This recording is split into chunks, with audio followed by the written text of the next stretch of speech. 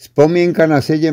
november 89, prednesená 16. novembra 2023 o 16:30 hodine pri fragmentoch Berlínskeho múra v Nitre. Vážení prítomní, ktorí sme sa tu zišli, niektorí z presvedčenia, niektorí z povinnosti a formálne, aby sme si aj po 34 rokoch spomenuli na odkaz z novembra 89. Rozmýšľal som o tom, čo vám mám povedať ako 84-ročný človek. Nechcem pritom len sentimentálne spomínať. Chcem, aby to, čo poviem, aspoň pre niektorých z vás malo zmysel. Celý život, aj v novembri 89 sme si kládli večné, 2000 rokov staré filozofické otázky. Kto sme my, občania Slovenska, odkiaľ sme prišli, čo chceme a kam smerujeme? Pretože cítim snahu ukradnúť nám november 89 a zneužívať jeho ideály, na tieto otázky sa budem skromne snažiť odpovedať. Musím začať s tým, že ja som november, ja som bol pritom. Čo som zažil pred novembrom 89? Čo ma ovplyvnilo? Bol som jedným zo 7-člennej rodiny z Vajnorskej 2, ktorej zatknutý otec 2,5 roka pracoval v radioaktívnom prostredí na severe Čiech. Našu matku vyhodili z práce, hladovali sme, celú rodinu aj moju manželku celoživotne prenasledovali.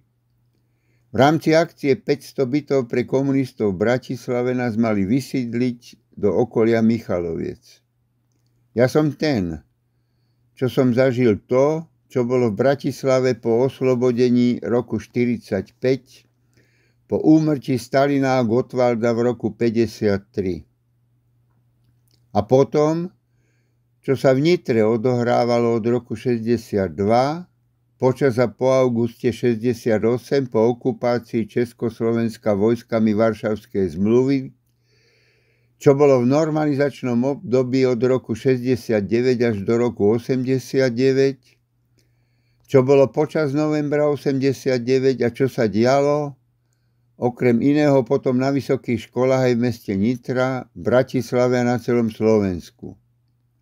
A ja som za to v dobrom aj v zlom, ako milióny iných, na svojej dlhej ceste životom spolu zodpovedný.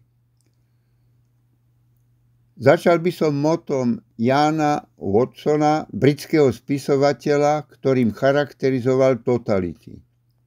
Pokiaľ vás niekto musí presviečať, napomínať, tlačiť, klamať, lákať na peniaze, ponúkať vám moc a iné výhody, nútiť vás a zastrašovať, odhaľovať, obviňovať, vyhrážať sa, trestať, nálepkovať a kriminalizovať, tak potom, ak je toto všetko potrebné na získanie vášho súhlasu s totalitou, môžete si byť naprosto istí, že to, v čom žijete, alebo čo sa má uskutočniť, nie je pre vaše dobro.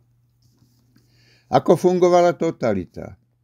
Uvedomovali sme si, že moc totality vychádza z vraždenia pochádzal strach, zo strachu pochádzala lož, z lži vychádzala služba mocným a ich obete. Po novembri 89 sa nám otvorilo neskutočné okno príležitostí. Podľa mňa toto okno bolo otvorené len do 31. decembra 89.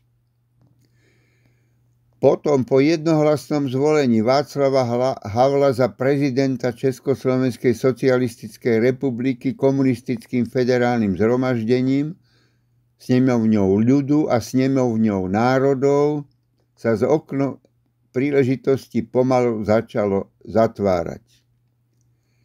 Pokračovala totiž kontinuita komunistickej moci v armáde, polícii, školstve, súdnictve, ekonomike, doprave, poľnohospodárstve, zdravotníctve, kultúre, v cirkviach a inde a kolaborácia vedenia občianskeho fóra a VPN s ňou. začalo pomalé, nepretržité miznutie časti identity občanov, rodiny, štátu a slovenského národa. V novembri aj po ňom sme sa pýtali samých seba a iných. Kedy máme uskutočniť zmeny, keď nie teraz? Kto ich má uskutočniť, keď nie my? Pretože sme boli 40 rokov očkovaní proti totalite, ešte asi 10 rokov po novembri 89 sme viedli zúfalé ústupové boje podľa hesiel. Musíme sa ponáhľať. Musíme využiť dnešný deň. Dnes je ešte všetko možné. Bola v nás viera, ideál zmien. Milióny ľudí na Slovensku začalo žiť svoj život, začali byť samými sebou. Prestali žiť cudzie životy. Mali sme odvahu snívať a uskutočňovať v realite života svoje sny. Vedeli sme, že o slobodu sme museli a musíme bojovať každý deň. Za všetko, čo robíme, musíme niesť osobnú zodpovednosť. Musíme veriť, že to, čo robíme, má zmysel. Už v decembri 89 sme žiadali nové vznikajúce orgány moci, včítanie vlády aj ministrov i volených zástupcov občanov na všetkých úrovniach Slovenskej republiky, včítanie Slovenskej národnej rady, aby si uvedomili, že oni sú naši zamestnanci.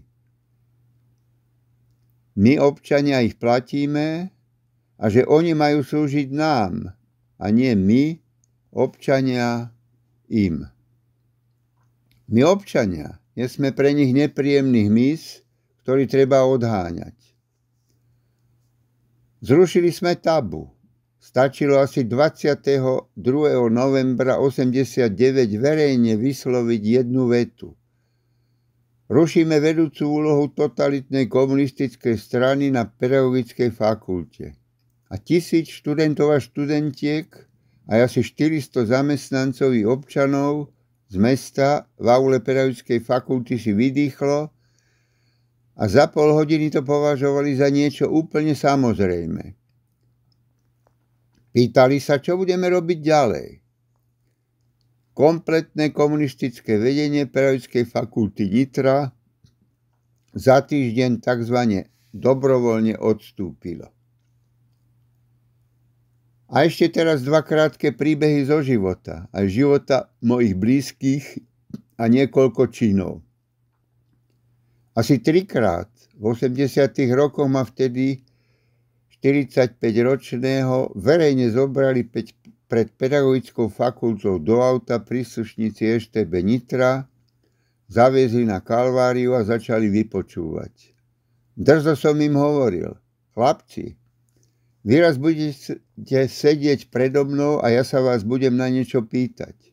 Tí mladší eštebáci sa smiali, tí starší boli ticho a dobre vedeli prečo.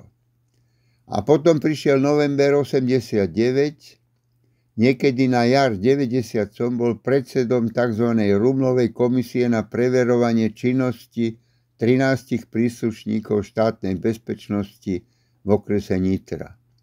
Sedeli predo mnou a pýtali sa, pán Mačúra, ako ste to vedeli? Ak by mi niekto tvrdil 15. novembra 89, že to budem ja, ktorý podpíšem naše rozhodnutie odstrániť 6-metrovú sochu V.I. Lenina aj s podstavcom z námestia pred divadlom, tak mu poviem, že je blázon. A predsa sa to stalo. Objednal som 8-tonový žeriav, vlečku s traktorom na odvoz sochy s podstavcom zo Žuly a za prítomnosti asi 6 000 občanov Nitry Lenin so slúčkou na krku ako symbolom totality odišiel navždy z námestia. Verím, že už nikdy sa nevráti. Uvediem ešte 2 príklady zmien, ktoré sa nám úplne alebo čiastočne podarilo uskutočniť. V spolupráci s ministrom školstva, profesorom Jánom Pišutom, sa nám, Učiteľskému fóru Slovenska, podarilo vyhláškou z roku 92 odvolať plošne asi 3200 riaditeľov základných a stredných škôl na Slovensku. Boli to nomenklatúrne kádre okresného výboru KSS alebo krajského výboru KSS. Všetci, čo ste tu, aj vaše deti, čo ste chodili do základných a stredných škôl na Slovensku po roku 92, ste mali nekomunistických riaditeľov. Od 26. novembra 1989 sme vo fóre nestraníkov na Pedagogickej fakulte pozitívne snívali aj o budúcnosti mesta Nitra ako o univerzitnom meste. Aj sme to realizovali. Aj z nášho popudu vznikla Nitrianská univerzita. Právne existovala od 27. februára 1992 až do 18. novembra 1992 na základe zákona Slovenskej národnej rady číslo 140/92 zbierky. Nitrianská univerzita mala mať 15 fakult. Jej rektorom na pol roka sa stal profesor dr. Peter Liba, doktor vied. Z vtedajšej pedagogickej fakulty mali vzniknúť nové fakulty. Filozofická fakulta, Fakulta prírodných vied, Pedagogická fakulta, Fakulta národnostných menšín, Fakulta rómskych európskych štúdií, Fakulta sociálnych vied, Fakulta telesnej výchovy a športu, Lekárska fakulta, Bohoslovecká fakulta. Z vtedajšej Vysokej školy poľnohospodárskej mali vzniknúť Právnická fakulta, Agronomická fakulta, Fakulta živočíšnej výroby, Strojárska fakulta, Ekonomická fakulta, Fakulta výživy ľudu, Fakulta životného prostredia a záhradníctva. Pre ľudskú malosť, túžbu po funkciách a peniazoch tých bývalých súdruhov z Vysokej školy poľnohospodárskej Nitrianská univerzita v novembri 1992 zanikla. Pýtam sa, kde sú tí bývali, čo zničili Nitrianskú univerzitu, aká mohla byť Nitra s ňou dnes? A na záver, myslím si, že to, čo som povedal, niektorým z vás niečo dalo. Najmä tým, ktorí majú v rukách dnes moc. A niektorí z nich sú aj tu. Ďakujem vám za pozornosť. Ivan Mačura, narodený 1939, predseda koordinačného centra VPN v okrese Nitra a meste Nitra od novembra 89 do januára 91. Dňa 23. novembra 89 zakladateľ Fóra nestraníkov po vzore KAN, klub angažovaných nestraníkov z roku 68 a Akademického fóra na Pedagogickej fakulte v Nitre a spoluzakladateľ Učiteľského fóra Slovenska.